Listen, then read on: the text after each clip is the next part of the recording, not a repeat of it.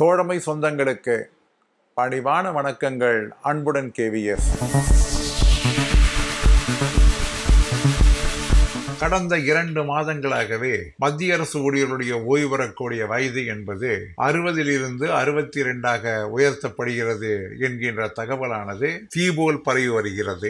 பல நண்பர்கள் கூட என்னிடம் இது உண்மையா என்கின்ற கருத்தை கூட கேட்டிருந்தார்கள். இது ஒரு பொய்யான வதந்தி என்று நாம் சொன்னாலும் கூட அதை ஆதாரப்பூர்வமாக சொல்வதற்கான வாய்ப்புகள் நமக்கு கிடைக்கவில்லை. ஆனால் 4/12/2024 அன்று நாடாளுமன்ற பதிலின் மூலமாக நமக்கு இதற்கான விடை என்பது கிடைத்திருக்கிறது. திரு தேஜஸ்வி சூர்யா என்கின்ற நாடாளுமன்ற எம்பி, கர்நாடக மாநிலத்தை சார்ந்தவர், தன்னுடைய சிறப்பு கேள்வி 1505 கீழ் ஒரு கேள்வியை கேட்டிருந்தார். மத்திய அரசு ஊழியர்களுடைய ஓய்வு பெறும் வயதினை 62 உயர்த்துவதற்காக ஏதேனும் திட்டங்கள் இருக்கிறதா, அல்லது வேறு என்ன திட்டம் மத்திய அரசின் வசம் இருக்கிறது என்ற ஒரு கேள்வியை எழுப்பியிருந்தார்.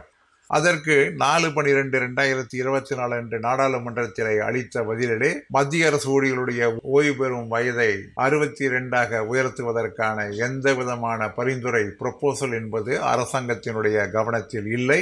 அது மட்டுமல்லாமல் இந்த அரசாங்கமானது இளைஞர்களுக்கு அதிகமான அளவிற்கு வேலைவாய்ப்பை உருவாக்கி தர வேண்டும் என்பதற்காக ஏற்கனவே காலியாக இருக்கக்கூடிய பணியிடங்களை எல்லாம் திட்டம் போட்டு அந்த திட்டத்தினுடைய கால வரையறையின் அடிப்படையிலே நிவர்த்தி செய்து கொண்டு, அதாவது அவைகளை பூர்த்தி செய்து வருகிறது.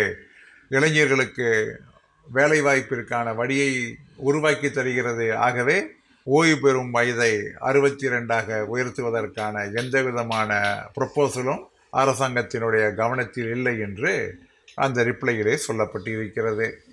எமர்ஜென்சி காலத்திலே ஒரு ஸ்லோகனானது இந்தியாவிலே பிரசித்தம்.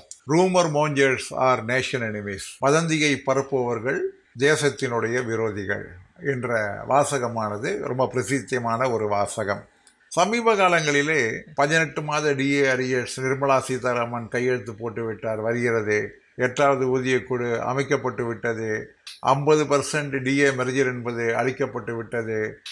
இப்படி ஒரு சாமானிய ஊழியர்களுடைய எண்ணத்தை தூண்டுவதற்காக பல வதந்திகள் வெளியாகி கொண்டிருக்கின்றன.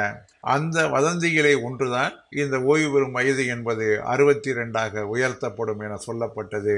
இதில் துளி அளவுக்கும் உண்மை இல்லை என்பதை நாம் அறிந்து கொள்வோம். என நண்பர்களே, மீண்டும் சந்திப்போமா? அன்புடன் கேவிஎஸ்.